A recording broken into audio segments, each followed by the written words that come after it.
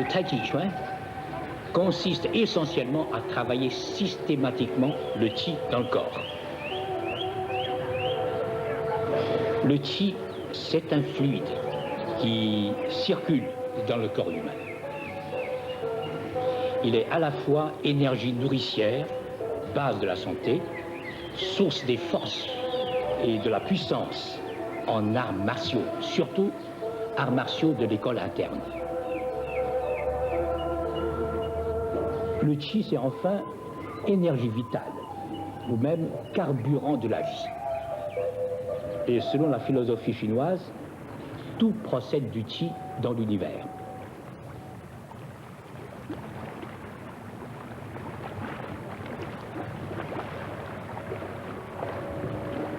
Lao Tzu dit, il est un être indifférencié, né avant le ciel et la terre.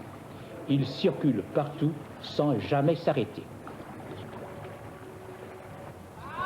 Un jour, je me promenais avec quelques-uns de mes élèves dans la banlieue de Shanghai. J'ai vu un vieux bonhomme qui aiguisait des couteaux. Alors j'ai dit à mes élèves, regardez bien, ça c'est le Tai Chi Chuan. Voyez un petit peu comment il aiguisait son couteau. Hein. C'est pas comme ça qu'il aiguisait, mais il faisait comme ça.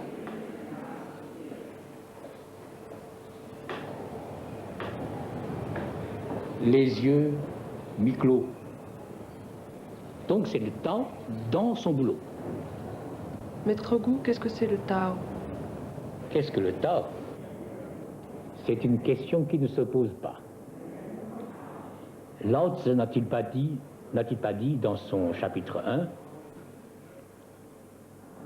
un Tao dont on peut parler n'est pas le Tao permanent. Donc, dès qu'on en parle, dès qu'on le pense, on en fausse l'idée. La seule voie d'accès au Tao, toujours selon Lao Tzu, c'est le mot contemplation. On contemple le Tao à travers soi-même et les choses du monde sensible. Dans le I Ching, livre des mutations, il est dit, le Tao, c'est le yin et le yang. Je vais vous expliquer un petit peu les différentes façons dont le yin et le yang se manifestent dans les différents mouvements du Tai Chi Chuan. Vous connaissez ce que ça veut dire parer. Et ce qu'on appelle repousser. Bon. Parer, c'est l'élément feu. Donc il se porte vers le haut, comme une flamme. Bon. Et repousser, c'est l'eau. Donc il coule en avant et vers le bas. Parfois, il se manifeste en vagues, etc., etc.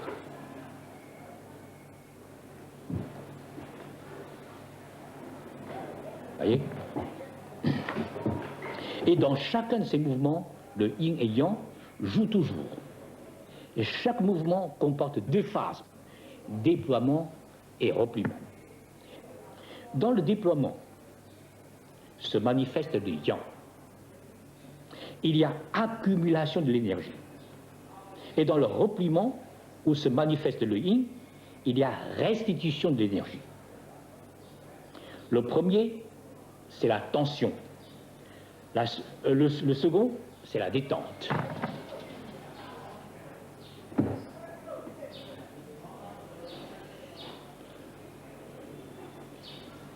Vous voyez nettement la différence entre les deux phases. Le premier présente la forme ronde qui correspond à l'aspect yang. Et le second, la forme carrée qui correspond à l'aspect yin. Et dans le premier, le chi central s'ouvre et engendre le déploiement, et dans le second, le chi central se ferme et engendre le repliement. Pendant le déploiement, le chi remplit les méridiens yang. Donc, vous voyez, le dos les côtés extérieurs des 4 membres sont à ce moment-là remplis de chi. Et dans la seconde phase, le chi remplit tous les méridiens I qui passent par la poitrine, le ventre et les côtés intérieurs des 4 membres. Comment appliquer ce principe, le yang et le yin, dans le tai chi? Vous avez le yin, vous avez là le yang, et là c'est le yang dans le yin et le yin dans le yang. Quand je commence la phase d'ouverture, je fais ça.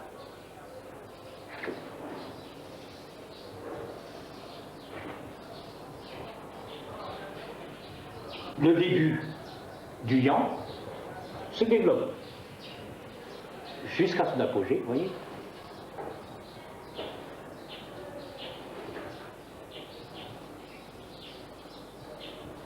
Et pendant que le yang se développe, le yin régresse.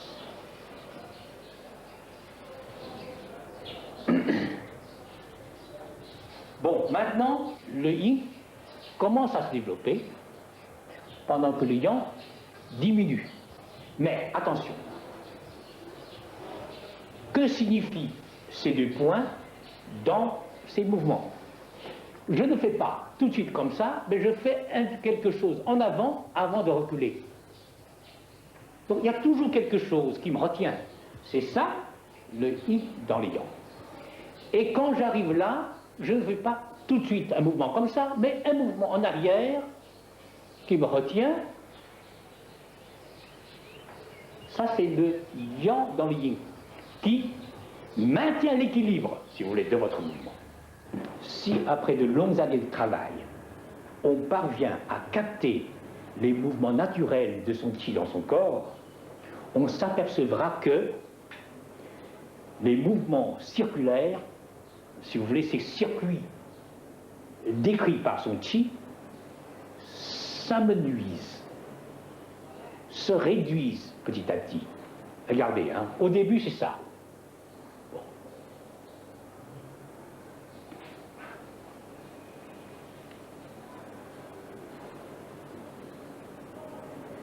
Mais petit à petit, vous verrez que les cercles disparaîtront.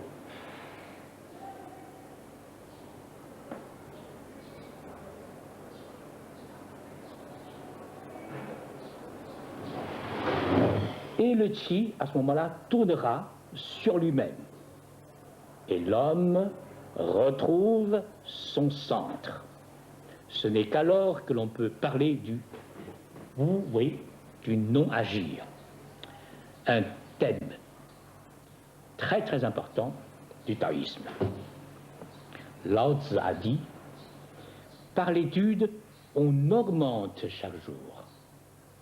Par le temps, on diminue chaque jour. On diminue quoi? Diminuer ses désirs, diminuer son moi, diminuer également toutes ces traces que sont ces cercles.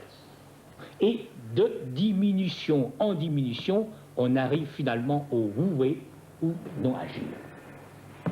Bref, le voué n'est pas du tout l'inaction. Bien au contraire, par le voué, le sage agit, et agit même beaucoup, mais sans trace.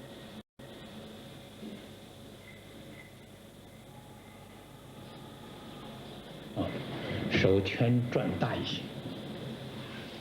faut que le cercle que trace sa main droite soit plus grand.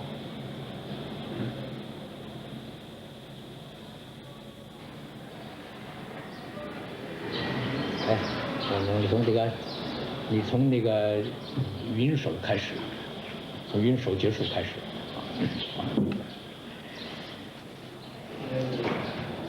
从第3个云手开始，第1个云手开始。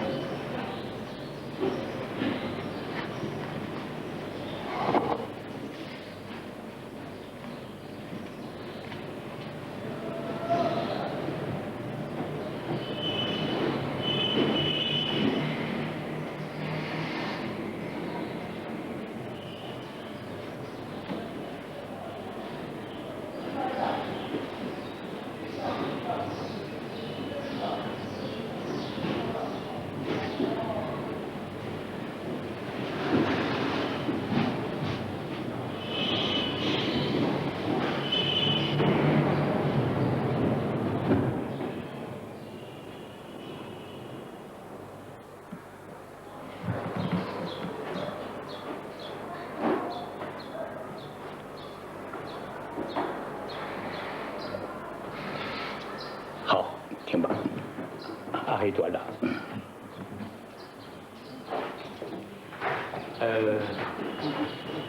Il a bien tracé ces quelques cercles que j'ai trouvés très naturels, mais arrivé là, il s'est arrêté. Il y a une interruption. Alors il est obligé de démarrer de nouveau, n'est-ce pas?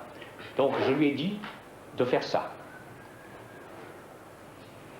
Ici, il faut qu'il pense déjà au mouvement suivant.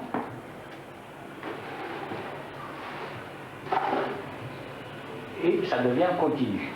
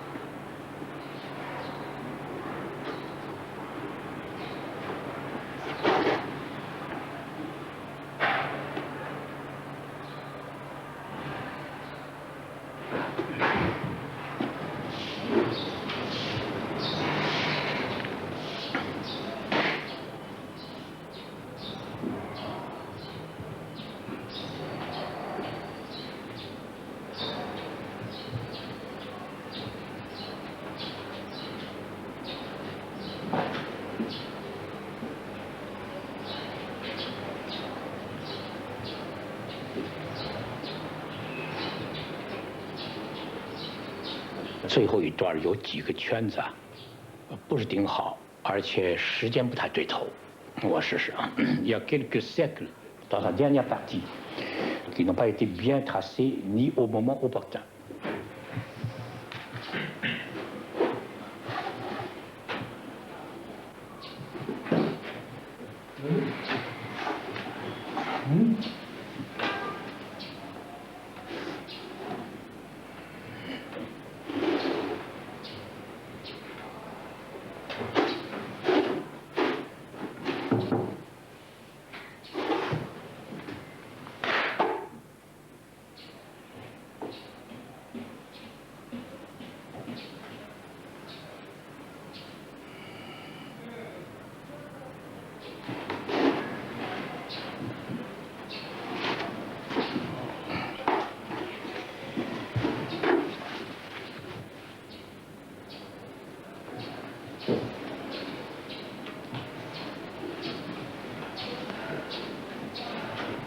往前一送，趁势一开，好，差不多。马上连着往右一看，再往左边一看。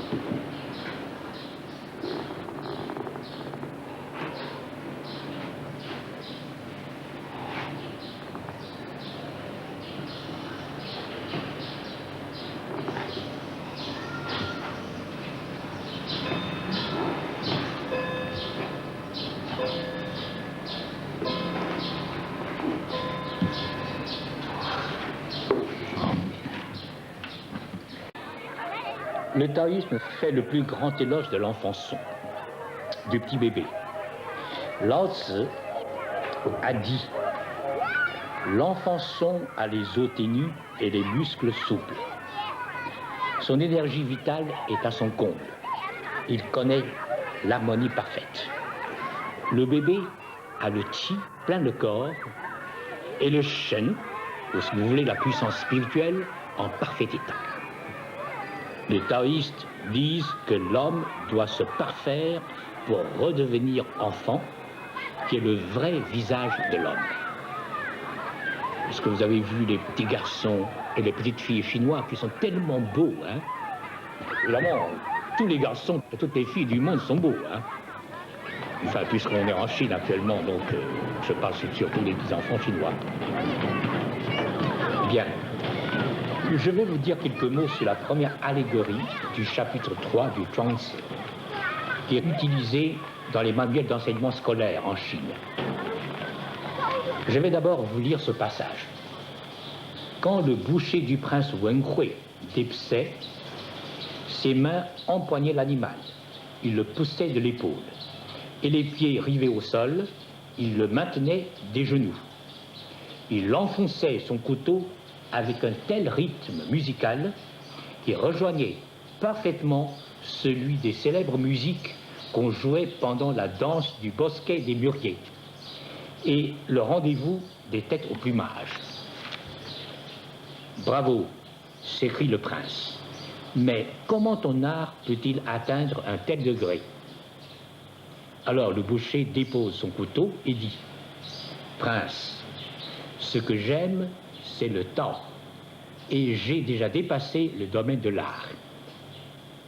Au début de ma carrière, je ne voyais que le bœuf. Après 3 ans d'exercice, je ne voyais plus le bœuf. Maintenant, c'est mon esprit qui opère plus que mes yeux. Je m'attaque qu'aux interstices. Chaque fois que j'ai à découper les jointures des os, je remarque les difficultés particulières à résoudre et je retiens mon souffle, fixe mes regards et opère lentement. Je manie très doucement mon couteau et les jointures se séparent aussi aisément que de la terre qui tombe sur le sol.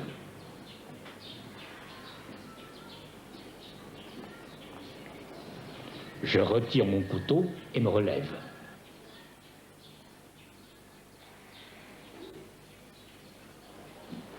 Je regarde de tous côtés et me sentant satisfait, je remets alors mon couteau dans son étui.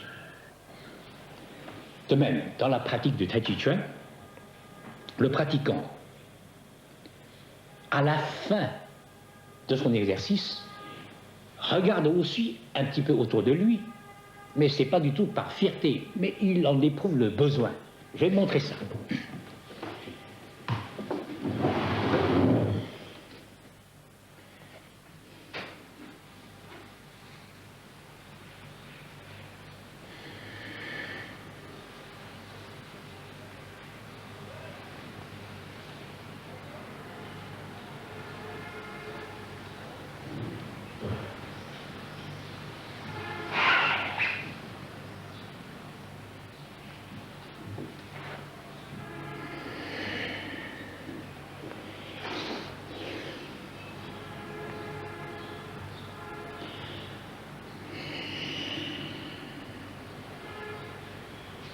Vous voyez, c'est comme ça qu'il faut terminer son exercice, son enchaînement. Sinon, votre souffle retenu ne trouve pas un apaisement. De même, un grand maître qui fait du Tai Chi Chuan agit de la même manière. Quand il regarde un adversaire devant lui, il ne voit pas un homme, mais il voit des énergies. Et c'est son esprit qui dirige ses mains. Il touche le corps de son adversaire, son chi, son énergie intérieure s'infiltre à travers le corps de son adversaire. Et pan, l'homme s'écroule dans ce fond, ou se laisse repousser sans aucune résistance.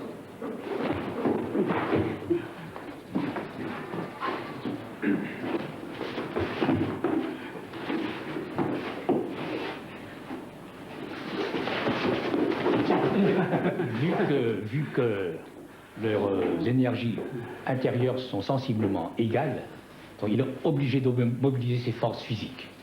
Maintenant, moi, je vais essayer de le pousser. Hein. Voilà.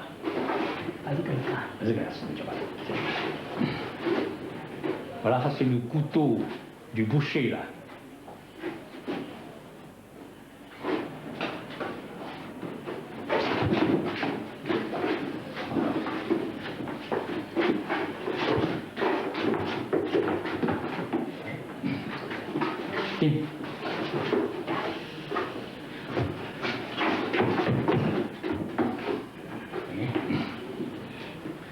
Bon, maintenant je vais faire quelque chose avec lui. Hein.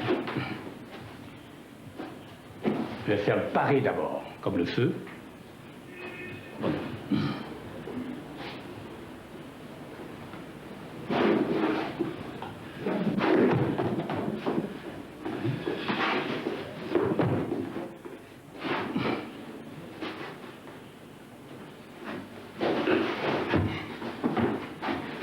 Ça c'est tir en arrière.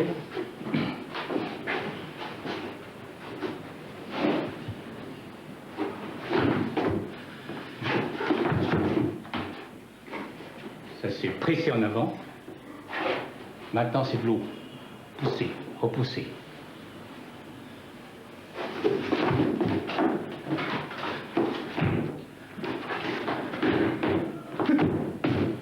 Il y a chi et chi. Hein.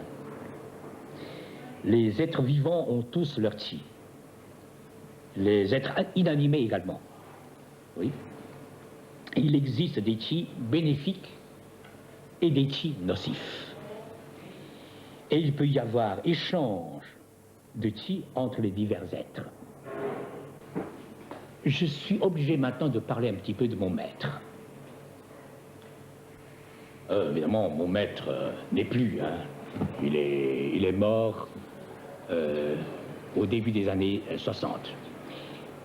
Quand on s'installait auprès de lui, vraiment, on sentait un bien-être, une espèce de chaleur réconfortante, reposante, qui émanait de lui.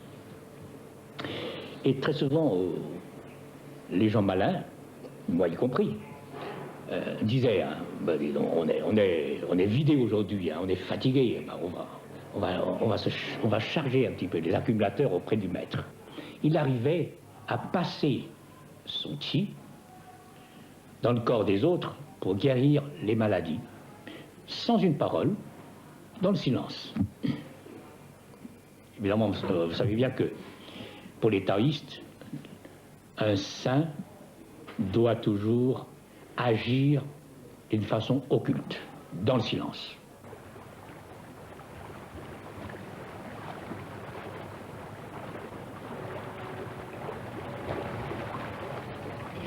Bon, alors parlons d'abord un petit peu de l'origine du Tai Chi Chuan.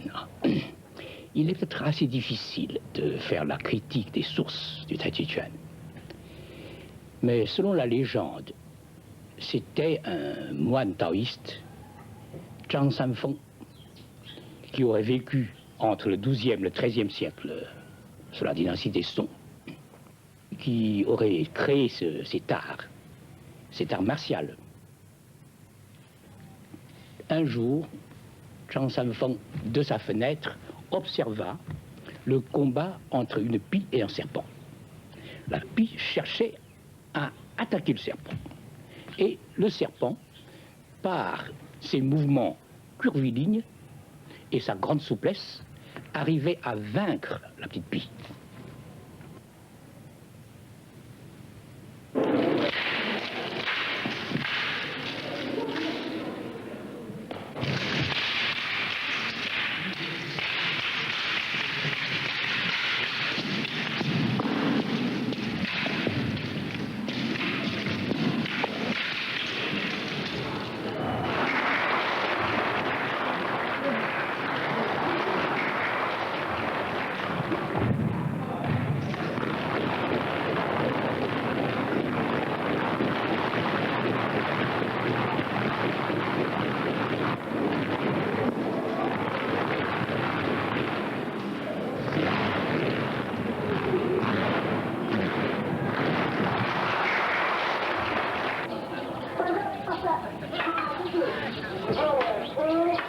舞动。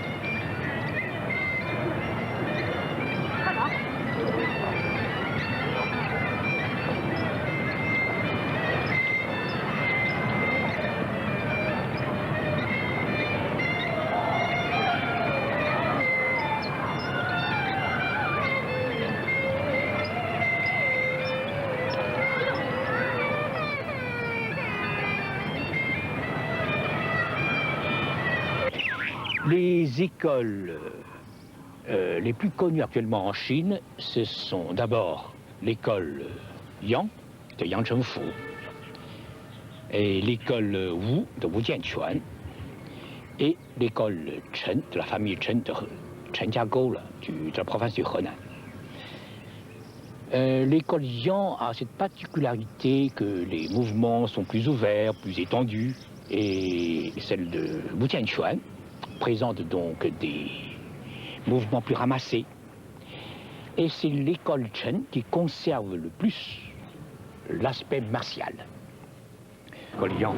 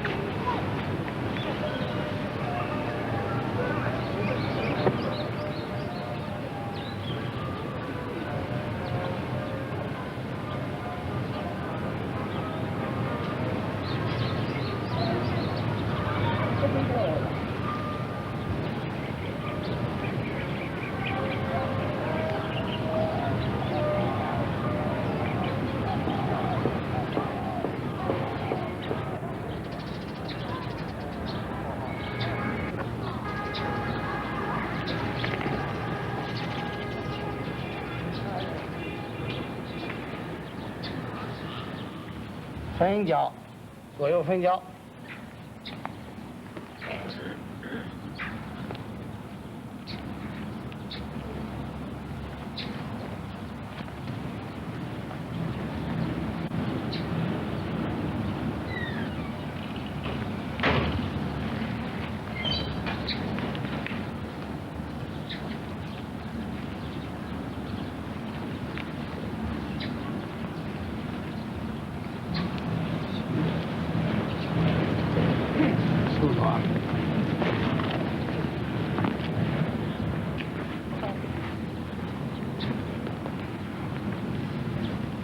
转身蹬脚，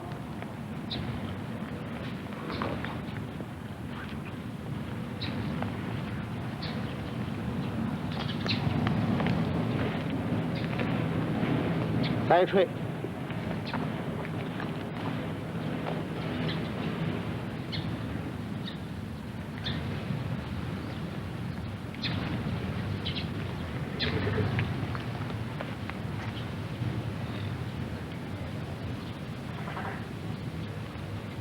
右蹬脚，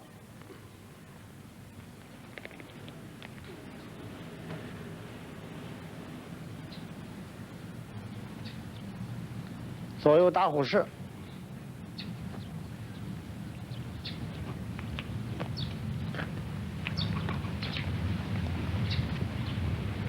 好，别停下，这个不成。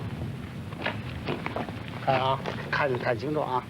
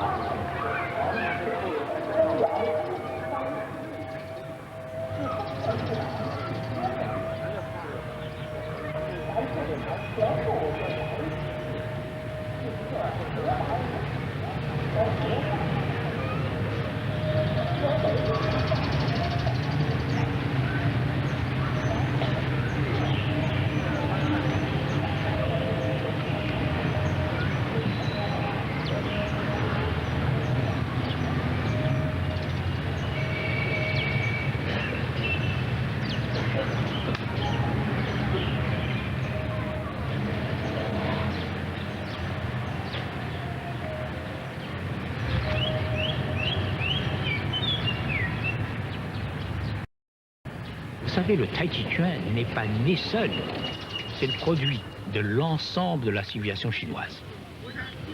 Il reflète la civilisation chinoise et en est une partie composante très importante. Pour réussir en Tai Chi Chuan, il est non seulement utile mais nécessaire d'étudier également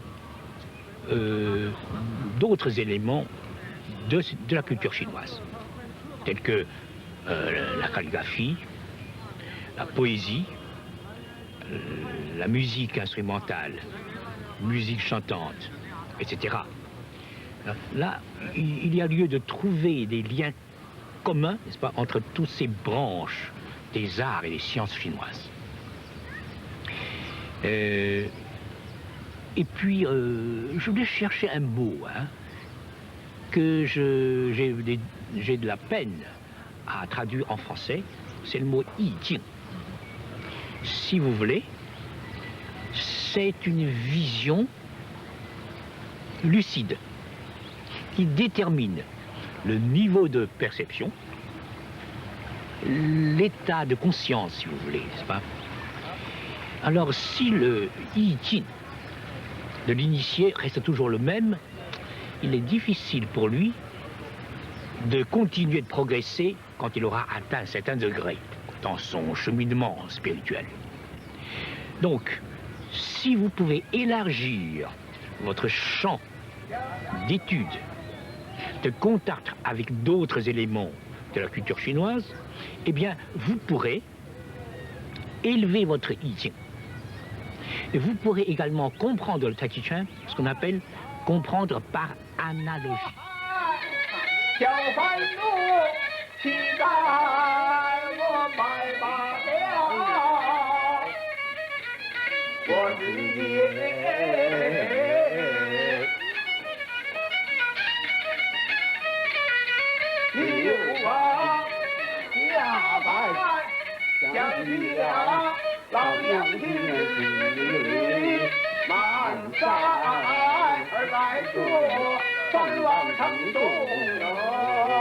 Au sujet du bambou.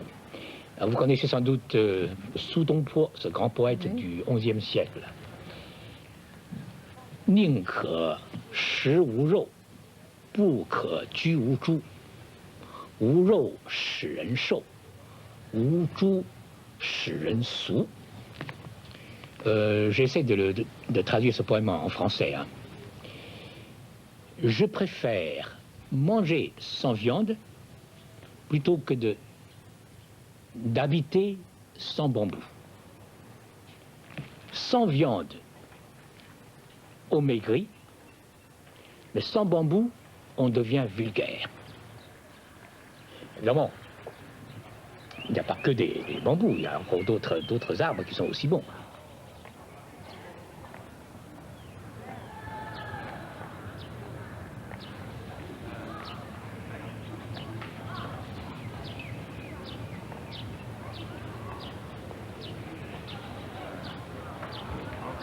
Vous savez, les anciens taoïstes se retiraient souvent, soit dans les montagnes, soit au bord de l'eau. Pourquoi? Parce que Il s'agissait, à ce moment-là, mais maintenant encore, hein, si vous voulez vraiment pratiquer de façon sérieuse, il faut penser à ça. Si on travaille spirituellement son intérieur, eh bien, il faut penser aux échanges de chi entre le pratiquant et son entourage, que ce soit les hommes, les animaux, les plantes et les êtres inanimés.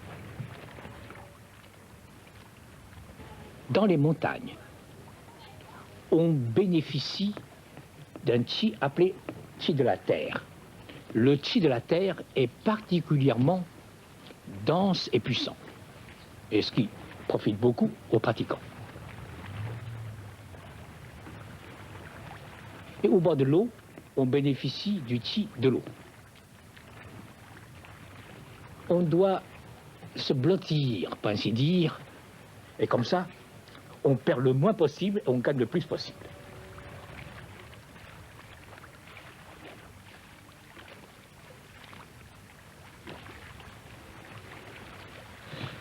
Mais faites attention à une chose, hein. D'après mon maître, pendant la vie, il est peut-être nécessaire de se retirer de temps en temps du monde pour bénéficier des conditions de la nature, n'est-ce pas, pour se fortifier, pour progresser rapidement spirituellement. Mais il ne faut pas rester perpétuellement dans la montagne. D'après lui, les gens qui aiment passer leur vie dans les montagnes ne peuvent pas endurer les épreuves. Il faut qu'ils reviennent dans le monde pour se mettre en contact avec les hommes.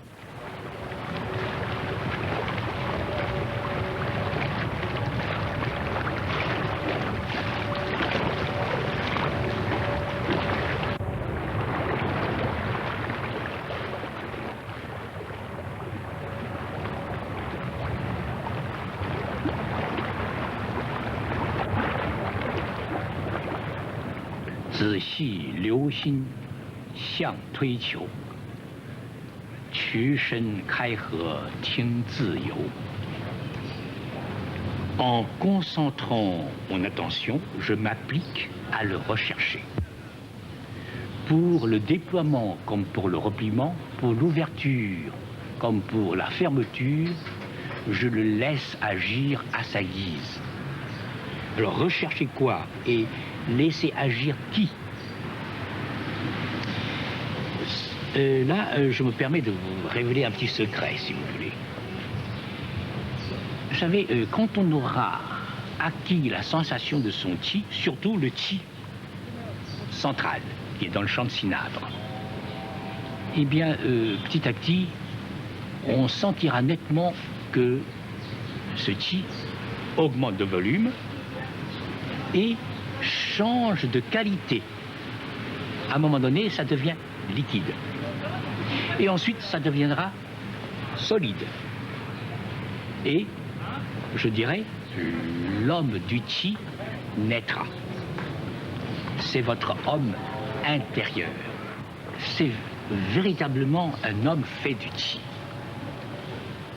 Il a sa tête, son tronc et ses 4 membres.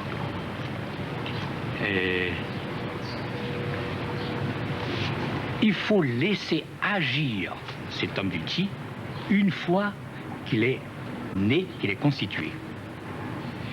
Mais tant que cet homme du chi n'est pas encore constitué, vous ne pouvez pas faire n'importe comment. Vous devez observer strictement toutes les règles du Tai Chi Chuan. Mais le jour où cet homme est né, il faut le laisser faire ce qu'il veut. Avec cet homme qui agit à l'intérieur, vous vous sentirez libre, mais vraiment libre. Ce n'est pas une liberté qu'on conçoit. C'est une véritable liberté. Moi-même, si vous voulez que je vous confie un petit secret personnel, c'est que j'ai réussi à constituer cet homme intérieur quand j'étais en prison, dans les années 70, et en pleine révolution culturelle. Alors, dans les conditions lamentables pendant cette période, avec la constitution de cet homme intérieur, je me sentais pleinement libre, même en prison.